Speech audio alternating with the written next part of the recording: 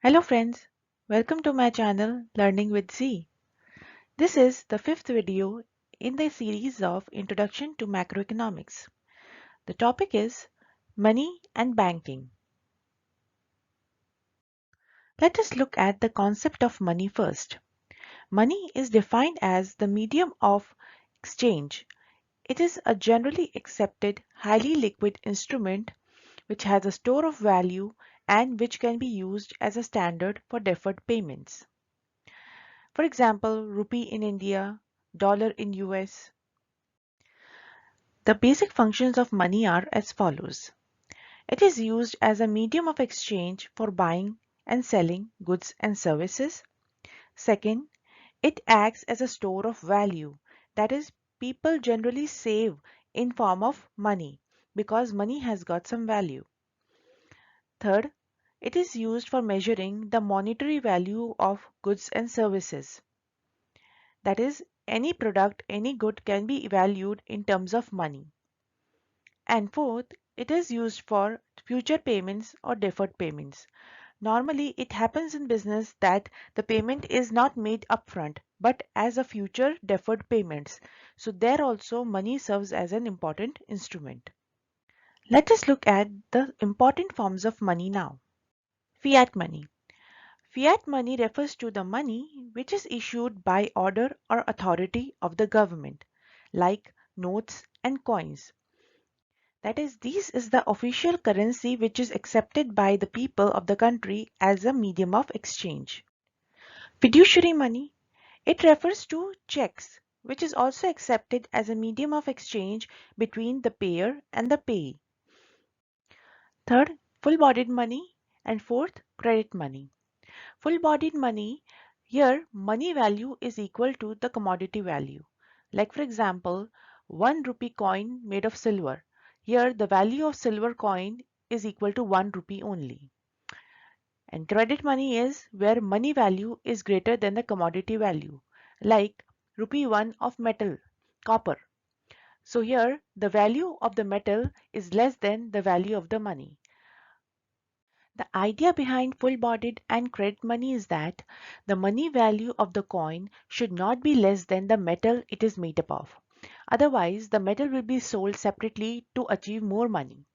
So, the money value remains greater than the commodity value. Let us look at the concept of supply of money now. Supply of money refers to the stock of money held by the people at any point of time. It is a stock concept. That is, it refers to the stock of money held by those who demand money and not those who are suppliers of money. Suppliers of money includes central banks, commercial banks, and government. Central banks like RBI are the principal suppliers of money as they create money supply by way of issuing notes. Second important supplier of money is commercial banks. Commercial banks create money supply by way of creating demand deposits.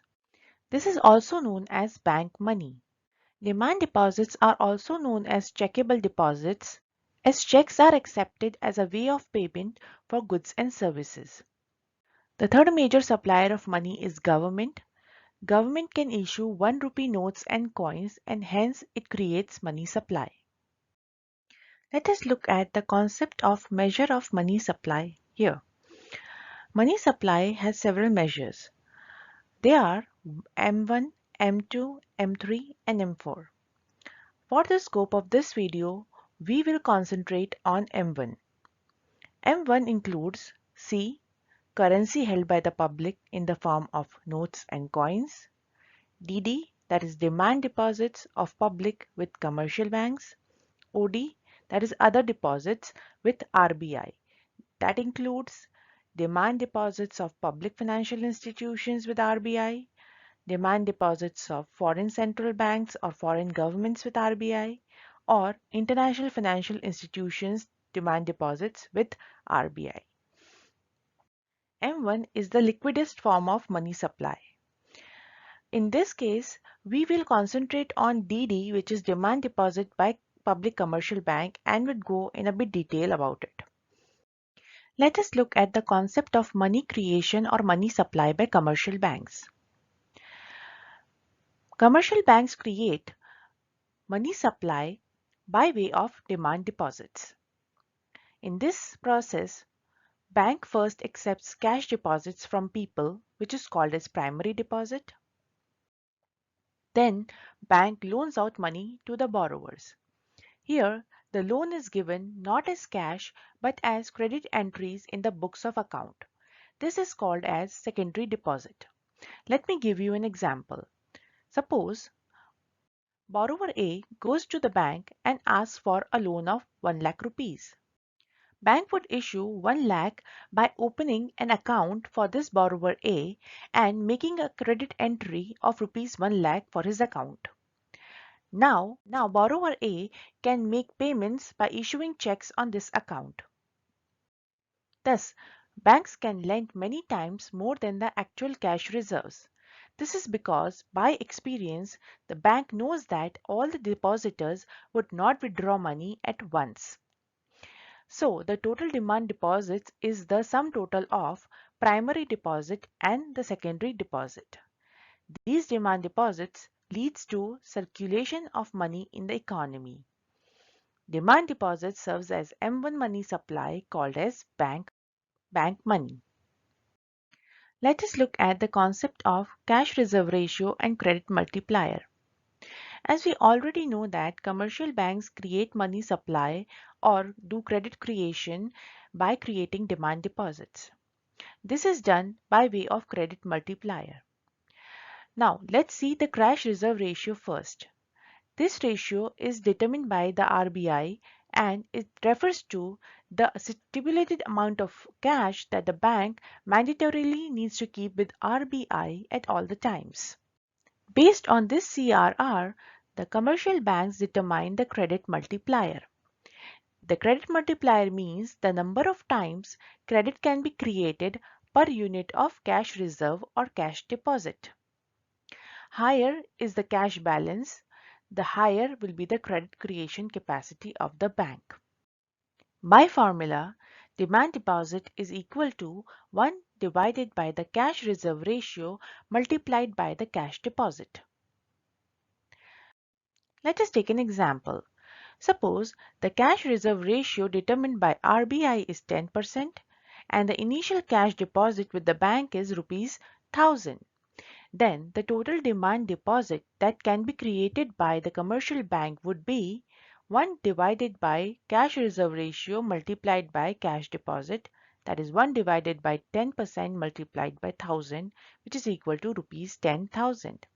That is, the bank can create rupees 10,000 of demand deposits on the CRR of 10%. Here the credit multiplier can also be calculated with CRR as K equal to 1 divided by CRR. That is 1 divided by 10% in this example would give you 10, which is 10 times the cash deposit. Credit is 10 times the cash deposit, which is of 1000 cash deposit, a bank can create 10,000 of demand deposits. Let us look at the central bank and its functions. The central bank, like RBI in India, is an apex bank that controls and supervises the banking system in a country. Let us look at the functions of central bank. Currency and notes issue. The central bank of any country has the sole right and responsibility to issue currency or notes. Thereby, it acts as a principal supplier of money in the country. Second, it is a government's banker. The RBI buys and sells securities on behalf of the government. It helps the government in formulating the banking related policies. Also, it maintains and manages government account with itself. Third, RBI acts as a supervisory to the banks in the country. It issues directives like cash reserve ratio and statutory liquidity ratio directives. Also, it accepts deposits from the banks and offers loans to them. Fourth, RBI acts as the lender of last resort. It means that commercial banks, in case of emergency, can approach central bank for loans. Central bank issues loans to commercial banks against some approved securities. Thereby, it helps to maintain market stability and avoid bank collapse. Fifth, it acts as a custodian of foreign exchange. RBI maintains foreign exchange reserves with itself and controls exchange rate in the market. RBI also acts as clearing house. It clears checks drawn by one bank on the other bank. Thereby, it removes the need for keeping extra cash with banks for the purpose of drawing checks. Now let us look at the differences between central bank and commercial bank. Whereas the central bank is an apex bank that controls commercial banking in the country, commercial bank has the primary function of accepting the deposit and advancing loan to the public.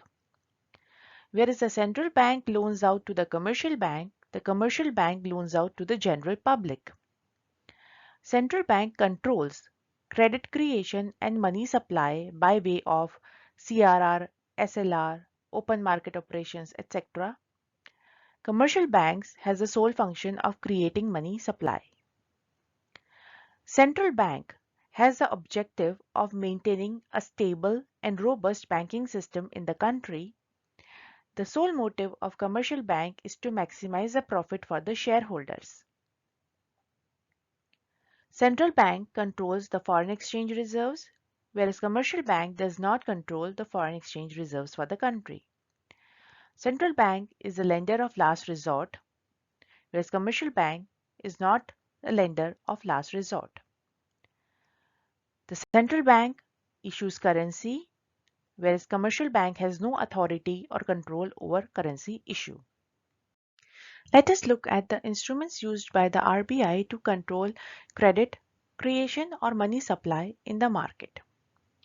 There are two methods, quantitative method and qualitative methods. Let us look at the quantitative methods first. There are 6 types of quantitative methods: bank rate, open market operations, repo rate, reverse repo rate, CRR and SLR. And qualitative methods include margin requirement, rationing of credit, and moral suasion. Let us see quantitative methods in detail. The first one is bank rate. It is also called it market rate of interest. When there is inflationary situation in the country, that is, too much of money in the market chasing too few goods, then the government raises the bank rate.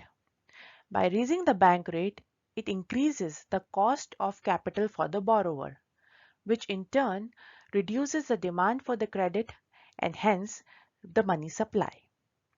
In case of deflation, the bank rate is reduced to reduce the cost of capital for the borrower, thereby increasing the demand for the credit and hence the money supply. In case of open market operations, which involves buying and selling of securities by the RBI on behalf of the government, through open market operation, the RBI would soak up the liquidity from the market in case of inflation, and by purchasing the securities in the market, it would release the liquidity to create the money supply to control the deflation. Third one is repo rate. Repo rate is the rate at which the RBI offers short period loans to the commercial banks by buying the government securities in the open market. By increasing the repo rate, the RBI increases the cost of capital for the borrowers, which leads to the fall in the demand for the credit and hence the fall in the money supply. In case of deflation, the RBI reduces the repo rate, which causes the fall in the cost of the capital for the borrower, thereby increasing the demand for credit and the money supply. In case of reverse repo rate, which is the rate at which RBI accepts deposits from the commercial bank, so in case of inflation, there will be a rise in the reverse repo rate, which means more funds will be parked by the commercial bank with the RBI to generate income, Hence, there will be decrease in the supply of credit and hence the money supply. In case of deflation, there will be fall in the reverse repo rate, which leads to less funds parked by the commercial bank with the RBI. Hence, there are more funds available for credit creation and hence money supply. The cash reserve ratio and the statutory liquidity ratio would be increased by the RBI in case of inflation in order to control the liquidity available with the commercial banks for credit creation.